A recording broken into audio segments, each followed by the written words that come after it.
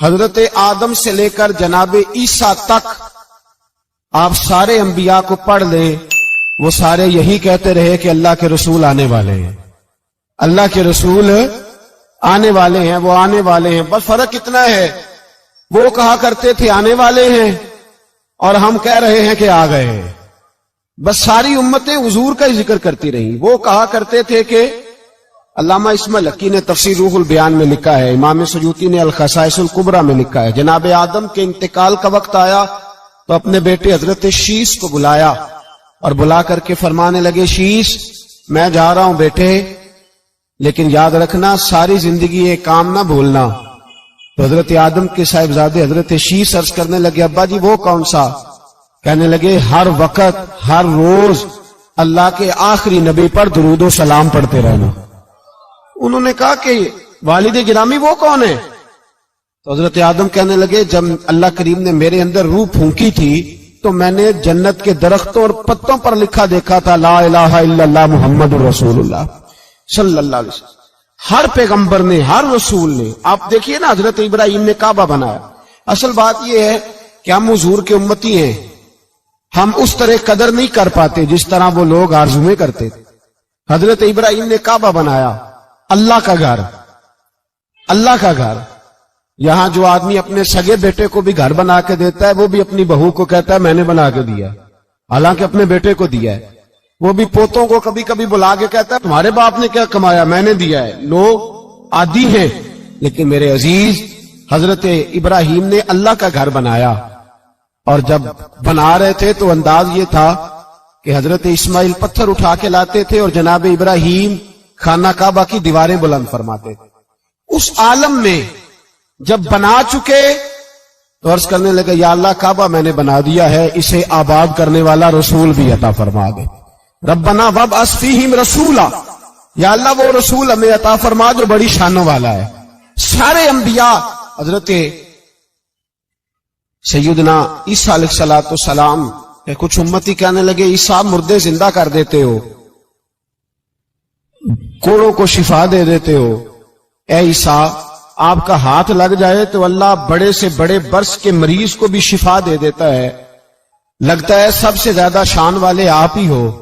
تو حضرت عیسیٰ کہنے لگے نہیں، وَمُبَشِّرٌ بِرَسُولٍ يَأْتِي مِن بَعْدِ اسْمُهُ احمد، فرمایا شان والا تو وہ ہے جس کی میں تمہیں خوشخبری دینے آیا ہوں، وہ میرے بعد آئے گا اور اس کا نام احمد ہوگا، وہ اس کی میں تمہیں خوشخبری دینے آیا ہوں۔ میرے بھائی، میرے رسول کریم سید عالم صلی اللہ علیہ وسلم کے بارے میں ہر نبی، ہر پیغمبر، ہر رسول یہ کہتے آئے وہ آنے والے ہیں، اور ہم کیا کہہ رہے ہیں؟ وہ ہم کیا کہہ رہے ہیں؟ فرق اتنا ہے، وہ کہا کرتے تھے آنے والے ہیں، اور ہم کیا کہتے ہیں؟ ہم کہتے ہیں آ گئے ہیں۔ عید میلاد النبی ہے، کیا سہانا نور ہے، دیکھو آ گیا وہ نور والا جس کا سارا ہی نور ہے۔ ہم یہ کہہ رہے ہیں کہ وہ آ گئے، بڑی عزت والا، بڑی شان والا، رب کریم بڑے بلند حوصلے والا ہے، وہ کسی کو جتلاتا نہیں کوئی شے دے کے، وہ نہیں جتلاتا، اس کو جو نہیں مانتے انہیں بھی روٹی دیتا ہے۔ جس نے ساری عمر نماز نہیں پڑھی اللہ نے اسے بھی بچے عطا فرمائے، اس نے ساری زندگی نافرمانی کی رب نے اسے بھی نعمتیں دی، کسی نعمت پر احسان نہیں جتلایا، لیکن فرمایا میرے نبی کے غلاموں ذرا ہوش سے رہنا، ذرا ہوش سے۔ ساری زندگی برادریوں پر ہی فخر کرتے رہے ہو، ساری زندگی بینک بیلنس اور جائیداد اور مال پر ہی تم نے فخر کیا ہے، فرمایا ایک فخر والی چیز میں تمہیں دے رہا ہوں، اور میں تمہیں بتا رہا ہوں لقد من اللہ علی المؤمنین اذ بعث فیہم رسولا۔ اور یار اس پہ کبھی غور تو کرو، اس پہ کبھی غور تو کرو، احسان جتلانا کوئی چھوٹی سی بات ہے؟ اور پھر مالک جس کے حوصلے پر کوئی کلام ہی نہیں کر سکتا، وہ مالک کے شان جتلا کے تجھے کہتا ہے او مسلمان تو چھوٹا سمجھتا ہے، تو شاید ہلکا جانتا ہے، ہوش کر، اور اپنے اندر کے مصطفیٰ کریم کے اس غلام کو بیدار کر۔ رب فرماتا ہے میں نے تمہارے اوپر بڑا ہی احسان کیا ہے، میں نے بڑا ہی احسان کیا۔ یا اللہ کیا؟ فرمایا اذ بعث فیہم رسولا، میں نے تمہیں اپنا شانوں والا رسول عطا کیا ہے۔ دیدہ دل کا دریچہ باز کرنا چاہیے، اور یا رسول اللہ جن کا تو آقا ہے ان کو ناز کرنا چاہیے۔ اب تھوڑا مسلمان ہونے پہ بھی فخر کرو، کبھی کوئی پوچھے تو اسے بتایا کرو ہم رسول اللہ کے غلام ہیں، یہ بھی ہماری برادری ہے اور یہ سب سے بڑی برادری. اس برادری کے اندر بھی لوگوں کو لائیں. آپ کو پتہ ہے میلاد انقلاب کا نام ہے. میلاد جب تک نہیں ہوا تھا تو بیٹیاں زندہ دفن ہوتی تھیں. آپ علماء سے یہ سن تو لیتے ہیں پر ذرا اس معاشرے کی بے حسی تو دیکھو. بیٹی جان ہوتی ہے باپ کی, بیٹی رونق ہوتی ہے گھر کی. ایک آدمی کے 11 بیٹے ہیں تو مجھے ایک دفعہ کہنے لگا دعا کریں اللہ مجھے بیٹی بھی دے. تو میں نے کہا 11 بیٹے ہیں, کہنے میری تو منجی نو رونا بھی کسے نہیں, بیٹے تو نہیں یہ کام کرتے, دعا کریں اللہ بیٹی دے, میری چارپائی کے پاس تو کوئی بیٹھے. او بھائی بیٹی جو اتنے وقار والی ہوئی تو آپ پڑھیے نا, حضرت داہیہ کلبی کہتے ہیں میں موجود تھا جب وہ شخص آیا تھا. لوگ 12 ربیع الاول کے اس معاملے کو معمولی واقعہ سمجھنے لگے. نہ بھائی ہم تمہیں پیغام دے رہے ہیں یہ معمولی واقعہ نہیں. حضرت داہیہ کلبی کہتے ہیں اس شخص نے آ کے عرض کی یا رسول اللہ صلی اللہ علیہ وسلم میں نے 100 بچی زندہ دفن کی ہے, زندہ دفن. اور کہتے ہیں میری اپنی بیٹی, میں سفر پہ تھا تجارت پہ تو میرے پیچھے سے میرے گھر میں بیٹی ہو گئی. میری بیوی نے اپنے میکے جا کے چھپا دی. میں واپس آیا تو اس نے کہا بچہ ہوا تھا فوت ہو گیا, میں نے دفن کر دیا. جب بچی 4-5 سال کی ہوئی تو مجھے پتا چلا میری بیٹی ہے. کہتے میں اسے لایا اور میں نے اسے کہا میں تیرا باپ ہوں, تجھے تحفہ لے کے دوں گا, کھانا کھلاؤں گا. کہتے ہیں وہ میرے بالوں سے کبھی لپٹتی, کبھی میرے سینے پہ ہاتھ رکھتی, کبھی میرا ماتھا چومتی. پر میں اسے لے گیا اور لے جا کر میں نے گڑھا کھودا اور اس گڑھے میں اس بچی کو جب رکھا, اس نے باہر آنا چاہا تو میں نے اس کے سر پہ ضرب لگائی. جب چوٹ لگائی تو وہ دوبارہ گڑھے میں گری. میرا ویسے وجدان کہتا ہے کہ جب سے میلاد ہو گیا ہے آج کسی باپ کی بیٹی اگر چارپائی سے گر جائے تو شاید وہ ساری رات سو نہ سکے کہ بچی گر گئی ہے میری. کہتے ہیں میں نے چوٹ لگائی سر پہ, خون بہا تو وہ گری, میں نے مٹی ڈالی, وہ ابا جی کہتی رہی. کہتے ہیں جب اس کا وجود چھپ گیا اور اس کے چہرے پر مٹی پڑنے لگی تو اس نے ایک لفظ کہا, وہ لفظ مجھے آپ کے پاس لایا ہے. وہ بیٹی کہنے لگی اے اللہ بتا تیرا رحمت للعالمین نبی کب آئے گا. یا اللہ بڑی بیٹیاں دفن ہو گئیں, بڑی مائیں منڈیوں میں بک گئیں, غریب بڑے لٹ گئے, پریشانیاں بڑی بڑھ گئیں. اللہ بتا نا تو اسے کب بھیجے گا. اب کتنی دیر ہے, اندھیرا بڑا گہرا ہو گیا, اب نہیں جیا جاتا, اب نہیں سہا جاتا, اللہ تو کب بھیجے گا. حضرت داہیہ کلبی کہتے ہیں وہ بتا رہا تھا اور نبی کریم بار بار اپنی چادر کا پلو اٹھاتے تھے اور اپنے آنسو پوچھتے تھے. بار بار چادر کا پلو اٹھاتے تھے اور آنسو پوچھتے تھے, بار بار اٹھاتے تھے آنسو پوچھتے تھے.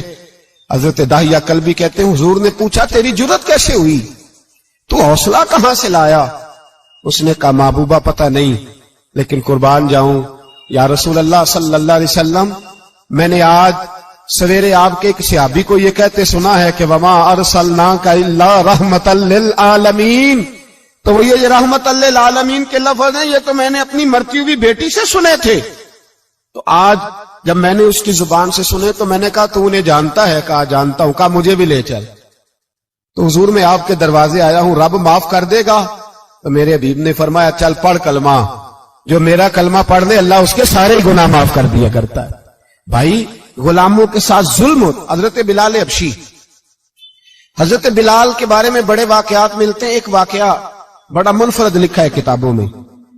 حضرت بلال سے لوگوں نے کہا آپ نبی پاک سے متاثر کیسے ہوئے. تو جناب بلال کہنے لگے میں زیادہ لوگوں کو مکے کے لوگوں کو جانتا ہی نہیں تھا, چونکہ میری ڈیوٹی تھی گھر میں کام کرنے کی اور مجھے سخت سزا ملتی تھی امیہ بن خلف کی طرف سے. بلکہ تحقیق یہ ہے کہ یہ عبداللہ بن جدان کے غلام تھے. امیہ بن خلف نے تو جب انہوں نے کلمہ پڑھا تو پھر خریدا. عبداللہ بن جدان کہنے لگا میں فارغ نہیں, آپ لے لیں, آپ اس کو سزائیں دیں. تو کہتے میں ان کے گھر میں ہوتا تھا تو میں تو زیادہ لوگوں کو جانتا ہی نہیں تھا, کبھی مجھے موقع ہی نہیں ملا تھا باہر نکلنے کا. ہماری غلاموں کی کوئی زندگی نہیں ہوتی تھی. آج تو ہر آدمی کہتا ہے نا میں کچھ چودھری سے لے کے کھاتا ہوں. یہ جو تیرے اندر حوصلہ ہے نا یہ میرے رسول نے تجھے عطا فرمایا ہے, یہ میرے نبی نے تجھے دیا ہے, ورنہ تو غلام بکا کرتے. یہ حوصلہ تجھے رسالت مآب نے دیا. حضرت بلال کہتے ہیں میں ایک دن مجھے بخار چڑھ گیا بڑا تیز، میں لوگوں کو جانتا نہیں تھا. فرماتے مجھے تیز بخار چڑھ گیا تو ٹھنڈ بڑی سخت تھی. میرے مالک نے مجھے کئی کلو جوں دیے پیسنے کو چکی پہ. کہتے میں بیمار تھا تو میں نے کچھ دوائی لی جو اس وقت موجود ہوتی تھی، تو میں نے ایک لحاف لیا، دودھ پیا تو مجھے نیند آ گئی. جب میں سویا تو میرا مالک آ گیا.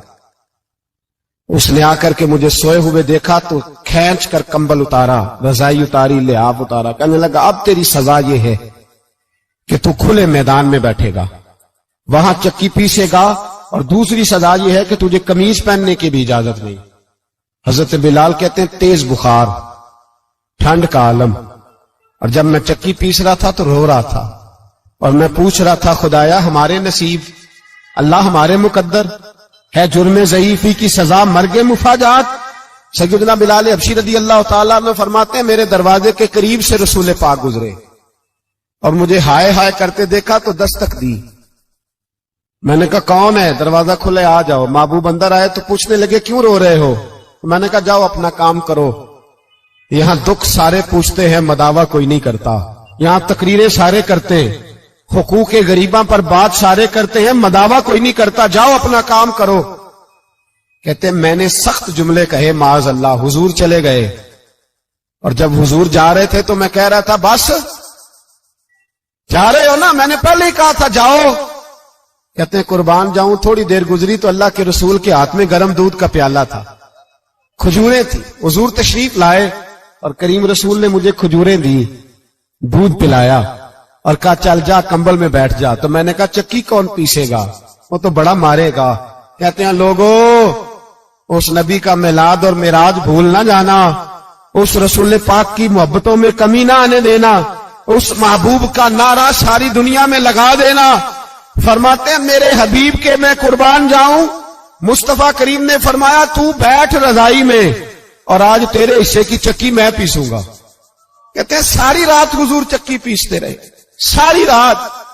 سویرے میں اٹھا اور میرے حبیب پاک نے مجھے وہ سارا کچھ دیا اور خود چلے گئے. اگلی رات پھر آئی تو حضور پھر آ گئے، مجھے پھر رضائی میں لٹایا، دودھ پلایا اور ساری رات چکی پیسی. کہتے ہیں بس تیسرے دن حضور چکی پیس کے جانے لگے تو میں نے قدم تھام لیے.